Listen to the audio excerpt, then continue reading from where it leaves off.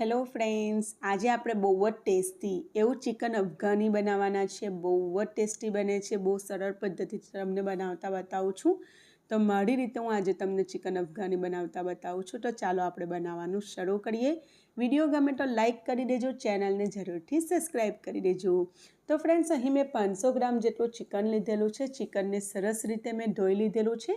તો ચિકનને જ્યારે પણ તમે ધોવો તો એમાં થોડુંક તમારે વિનેગર નાખી દેવાનું, સળકો, અને પછી એને સારી રીતે 3 થી 4 પાણીથી ધોઈ લેવાનું। ચાલો હવે આપણે એને મેરિનેટ કરી લઈએ। તો અહીં મેં 15 થી 20 જેટલા કાળા મરી લીધેલા છે। તમે એનું પ્રમાણ થોડુંક વધારે પણ લઈ શકો છો, તમારી પસંદ પ્રમાણે। હવે આપણે એને વાટી લઈશું અને અહીં એડ કરી દઈશું મેરિનેશનમાં।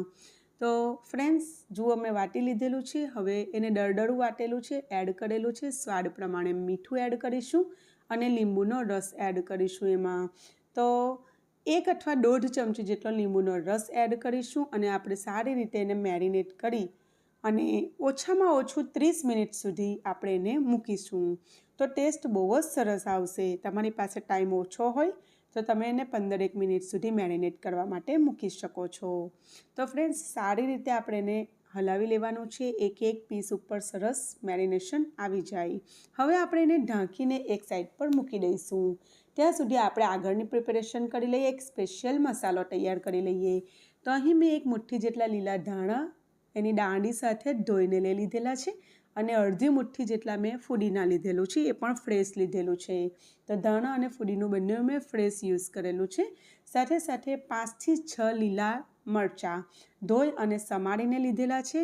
1 મોટી ચમચી આદુ લસણની પેસ્ટ અને પોણા કપ જેટલું મેં દહીં લીધેલું છે। દહીં અહીં બિલકુલ ખાટું નથી, ફ્રેશ દહીં છે। સાથે સાથે અહીં મેં ફ્રેશ ક્રીમનો યુઝ કરેલો છે। તો અડધા કપ જેટલી ફ્રેશ ક્રીમ યુઝ કરી રહેલી છું। એ ફ્રોઝરમાં મૂકેલી એટલે થોડી જામી ગયેલી છે, એટલે મેં કટ કરીને બાકીની બધી ક્રીમ એડ કરેલી છે। તો ફ્રેન્ડ્સ, આ અડધી ક્રીમ મેં બીજી રેસીપીમાં યુઝ કરેલી હતી, એટલે અડધી ક્રીમ જ અહીં મેં અડધા કપ જેટલી જ યુઝ કરી છે। જો તમારી પાસે ના હોય તો ફ્રેન્ડ્સ, તમે ઘરમાં રહેલી મલાઈનો પણ ઉપયોગ કરી શકો છો। દૂધને ઠંડુ પડ્યા પછી એના ઉપર જે મલાઈ જામતી હોય છે એનો પણ તમે યુઝ કરી શકો છો। તો જુઓ, મેં પીસી લીધેલું છે। એમાં તમે એક ડુંગળીનો પણ ઉપયોગ કરી શકો છો। તો એક ડુંગળીને બારીક ચોપ કરીને એને પણ પીસી લેવાની, પણ મેં અહીં ડુંગળીનો ઉપયોગ નથી કરેલો, તમે યુઝ કરી શકો છો। એનાથી જે ગ્રેવી છે તે થોડી વધારે ઠીક બનતી હોય છે અને થોડી સ્વીટ એમાં ટેસ્ટ આવતો હોય છે। આજે મેં ડુંગળી વગર જ બનાવેલું છે। તો અહીં આપણે એડ કરી દઈશું આપણે જે ચિકનને 30 મિનિટ સુધી મેરિનેટ કરવા મૂકેલી, એમાં આપણે અત્યારે જે પેસ્ટ બનાવેલી છે એ એડ કરી દઈશું અને એને મિક્સ કરીને આપણે એમાં કેટલાક મસાલા એડ કરીશું।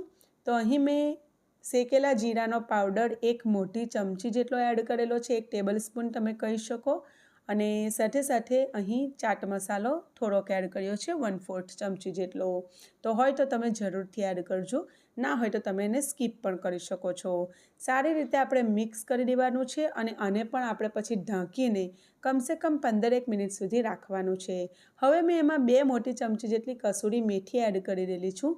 તો કસૂરી મેથી આ રીતે આપણે મસળીને 2 હાથેની વચ્ચે મસળીને એડ કરીશું, જેથી એનું ફ્લેવર બહુ જ સરસ લાગતું હોય છે। તો ફ્રેન્ડ્સ, આ રેસીપી બિલકુલ રેસ્ટોરન્ટ જેવી લાગશે, બલકે એનાથી પણ સારી લાગશે। રેસ્ટોરન્ટમાં એમાં મોટાભાગે ડુંગળીનો ઉપયોગ કરવામાં આવે છે, તો આજે આપણે એમાં કાજુની પેસ્ટનો પણ ઉપયોગ કરવાના છે। તમે ડુંગળીનો પણ ઉપયોગ કરી શકો છો, મેં કીધું એમ। તો જો તમે ડુંગળીનો ઉપયોગ કરવાના હોય તો આ મસાલો પીસતી વખતે તમે એક ડુંગળીને ચોપ કરીને એડ કરી દેજો। હવે જુઓ, 15-20 મિનિટ જેવું થઈ ગયું છે। તો હવે આપણે જે ચિકનના પીસીસ છે એને ફ્રાય કરીશું। તો અહીં મેં એક પેન લીધેલું છે, કઢાઈ લીધેલી છે અને એમાં 1 ચમચી દેશી ઘી અને 2 ટેબલ સ્પૂન જેટલું રેગ્યુલર રિફાઇન ઓઇલ લીધેલું છે। સરસ રીતે ગરમ થઈ જાય એટલે આપણે જે પીસીસ મેરિનેશન માટે મૂકેલા એમાંથી મેં તમને બતાવેલું એ રીતે બધા પીસ લઈ અને આપણે એડ કરી દઈશું। અને હવે આપણે એને મીડિયમ ગેસ ઉપર, બહુ સ્લો પણ નહીં અને બહુ હાઈ પણ નહીં, મીડિયમ ગેસ ઉપર આપણે એને શેકાવા દેવાનું છે। તો ફ્રેન્ડ્સ, આ રીતે હલકું શેકાય એટલે 2-1 મિનિટ પછી આપણે આ રીતે એની સાઈડ ટર્ન કરી લેવાની છે। અને પછી ફ્રેન્ડ્સ, આપણે એને ઢાંકીને ફક્ત 2 થી 3 મિનિટ સુધી થવા દેવાનું અને પછી એને ખોલીને આ રીતે અલટ પલટ કરતા જઈને સરસ ક્રિસ્પી થાય અને 60% જેવી આપણે ચિકન ફ્રાય થઈ જાય ત્યાં સુધી આપણે એને કૂક કરવાની છે.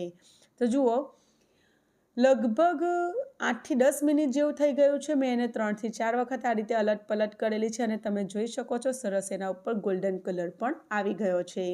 તો બસ હવે આપણે એને સ્પેચ્યુલાથી આપણે બહાર કાઢી લઈશું, એનું તેલ નીતાડીને, અને પછી આગળની પ્રોસેસ કરીશું.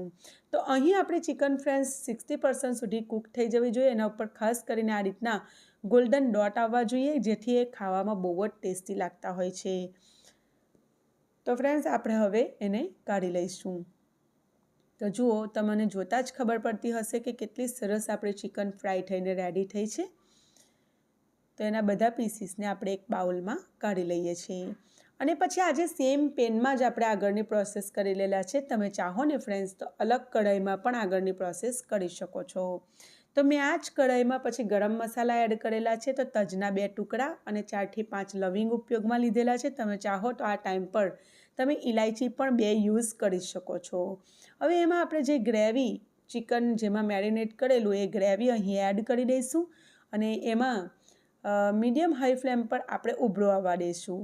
અત્યારે મેં એમાં 8 થી 10 કાજુ લીધેલા અને થોડુંક દૂધ નાખીને એની પેસ્ટ બનાવી લીધેલી એ એડ કરેલી છે. ફ્રેન્ડ્સ, હું ભૂલી ગયેલી, જ્યારે આપણે પીસતા હોઈએ છીએ બધા મસાલા તે જ વખતે તમે કાજુ એડ કરી શકો છો.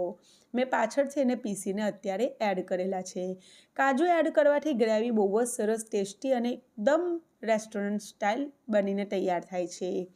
તો હવે આપણે એમાં ગ્રેવીમાં એક ઉભરો આવી જાય એટલે એમાં આપણે ચિકન એડ કરી દઈએ છીએ અને સરસ રીતે મિક્સ કરી દઈશું અને એને ઢાંકીને 12 થી 15 મિનિટ સુધી આપણે સ્લો ફ્લેમ પર થવા દઈશું. તો બહુ જ સરસ ટેસ્ટ સાથે આપણી ચિકન તૈયાર થશે. ફ્રેન્ડ્સ, અહીં વચ્ચે આપણે ખોલીને થોડુંક મિક્સ કરતા રહેવાનું.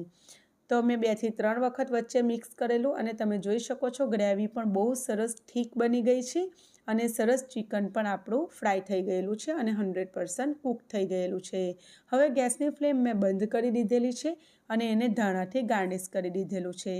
સાથોસાથ આપણે એને એક સ્મોકી ફ્લેવર આપીશું, બિલકુલ રેસ્ટોરન્ટ જેવું લાગે માટે. તો અહીં મેં એક કોલસાને ગરમ કરી લીધેલો છે અને આ રીતે એને મૂકી અને આ રીતે આપણે સ્મોકી ફ્લેવર આપી દઈશું.